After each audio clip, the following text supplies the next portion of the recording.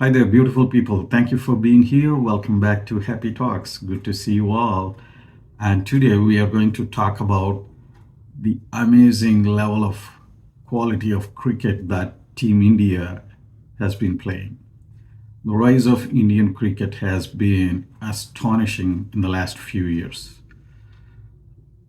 Leading up to the World Cup, I believe the organizers have scheduled it really well with Asia Cup and then followed by Australia home series in a really good lead up and warm up going into the tournament. I watched some of the highlights of the second match against Australia. Oh man, these guys are playing at a different level. Australia used to be considered as one of the very formidable and difficult to win against teams, and it still is. But watching these two games, India have made a telling statement to the world that Australia is just another team. They don't belong to that elite, if I may say that, elite league of certain 4 or 5 teams that are, very hard to beat. They have thrashed them really, really unbelievable levels. And what that has shown us is there is no such thing called bench squad in India. Everybody that is on standby are as good as the players that are actually playing, and there is no reason for them to be called as, standby or bench players per se. Obviously, you can only play 11 people in the team, so that is the only reason why they are not playing in the games all the time. The other key thing that this game and the recent success of these young Indian team players have shown is that there is no such thing as senior player or new player anymore. There is no such thing. The rotation of how they have left over some of the players like Virat Kohli and Rohit Sharma in the second game and few others as well, and how these other players have stepped up. I shouldn't say stepped up because they are always at that stepped up level already. They are always playing at that level already at every opportunity almost. So these guys have played so well that there is no such thing as bench strength. You can keep on rotating, expand the fitness of each player level so they don't have to play back to back so many games. So your 15-member squad or however many total squad that you have for each tournament, they can be rotated in a very healthy fashion with fitness in mind. Not that somebody has fitness injuries, but you can prolong the longevity of the fitness of each individual athlete over extended number of years if you delicately rotate them all through from the beginning stages of their careers. They don't have to play back-to-back matches if there is one on an alternate days with the same playing 11 when you have everybody playing at the same level. The other key factor that came out in my observation is the mental strength of these players. This is not an overnight thing or a quick 3 months, 4 months thing. I believe this has been nurtured and embedded into the Team India's culture of approaching the games. And I personally thank the coaching staff, and I do not know if there is an emotional wellness coach per se. I do not know the right term, like how we have a physiotherapy. If there is a specialized professional to handle the emotional well-being of all the athletes in the team. If there is a dedicated person for that or not. If not, I think they should strongly consider that. But the emotional strength, the mental strength and toughness of the players in Team India has changed very, very greatly. And as I was saying, it's not an overnight thing or a 3 month, 6 month thing. I believe this toughness has been instilled into the team with Virat Kohli's arrival back some years ago. And it took some time to develop and establish as part of the team mojo on an everyday basis. Now, you combine that with the actual technical skills, playing skills, and the physical skills of each individual, and then collective effort of the team is what is being shown in full display in these recent cricket matches played by India. It is just stunning. Really, they're playing at a very great level. They have really, really good chances, high chances of winning the World Cup. And I'll be extremely happy if they do that, and they are rightfully worthy of it. And everywhere in the media, wherever you look into any news articles, blogs, wherever commentators, analysts, everybody is talking about the players. I want to take a moment to thank the coaches.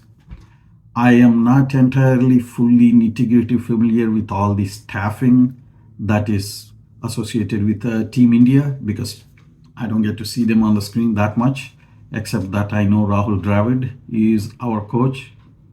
Really fantastic job. Really fantastic job. And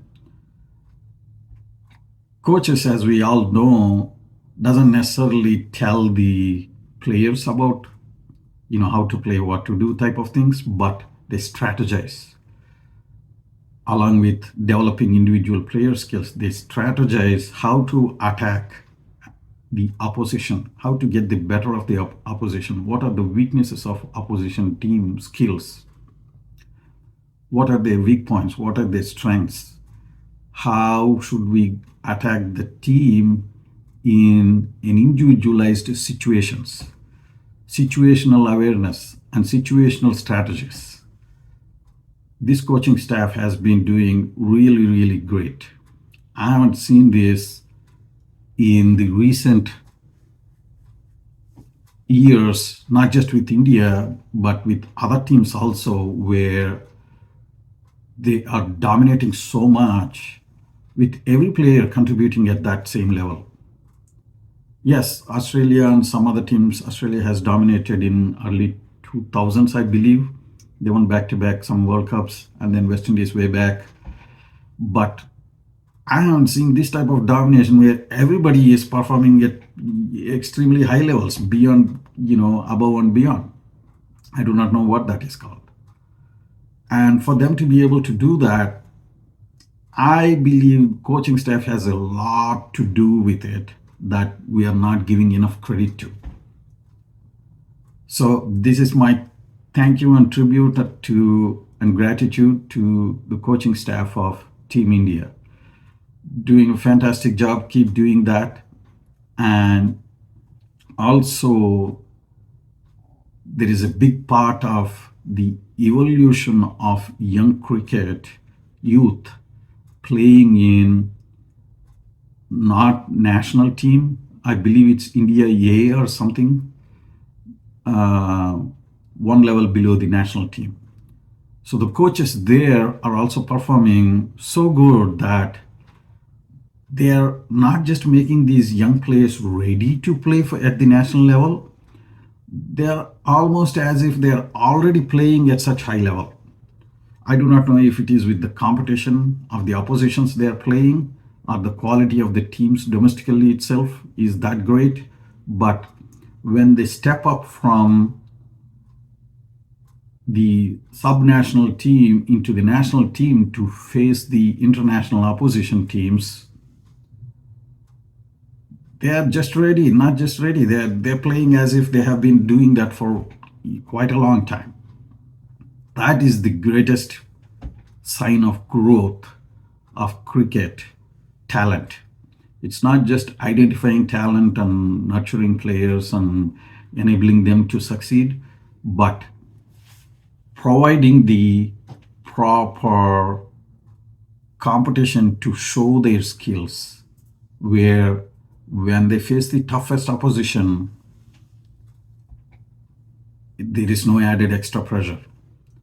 These players are handling pressure extremely well. Extremely well. Of course, they are playing so good in the recent games that I don't think they were really under any great pressure. I know we lost one game to, I believe, Bangladesh or Sri Lanka. Bangladesh, I believe, in Sri Lanka in Asia Cup. But even there, we were close. So that is a really good thing. So these players know how to cope up with pressure, how to handle different situations in the game, and then perform collectively. This is a collective team performance, but individuals have to perform as well. And performing individually alone here and there doesn't work. And performing it together is what this team is doing really good. So I mentioned going into World Cup, fearless cricket and performing together as a team unit is going to be the key. And Team India is showing that in ample abundance. It's going to be fun watching India matches in the coming World Cup, but it's World Cup mega event. Anything can happen on any game, so there is no telling. But chances are Team India is looking good. So I want to ask, how many of you felt or thought about how much the coaching staff had to do with this? How much of the coaching staff's contribution has to do with this rise of Indian cricket? I absolutely believe selectors and the domestic cricket levels and the coaching staff play great part in these emerging players to excel and evolve and succeed at such highest levels. Once they come into the national team, it's all up to them and the coaching staff. And this coaching staff is doing really good.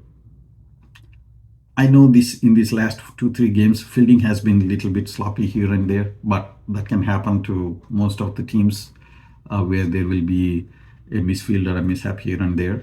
But overall, they're doing really good, and I'm pretty sure the coaching staff makes note of all these things and make corrections, adjustments, and improvements.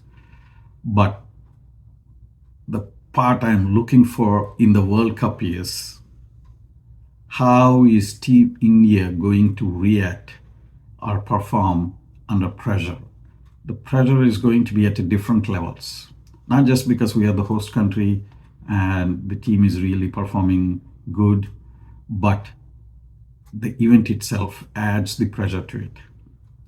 So Team India has been handling pressurized situations really well, and it will be very interesting to see. And I have no doubt these young Indian players will excel really good regardless of what the opposition is. So let me know what your thoughts are and what you think about my observation. And I wanted to take a moment to thank our coaching staff for all their contributions to this successful Team India so far. And let me know if there is any particular things or particular topics that you would like me to talk through, and feel free to contribute with your comments in the feedback section, with your feedback in the comment section.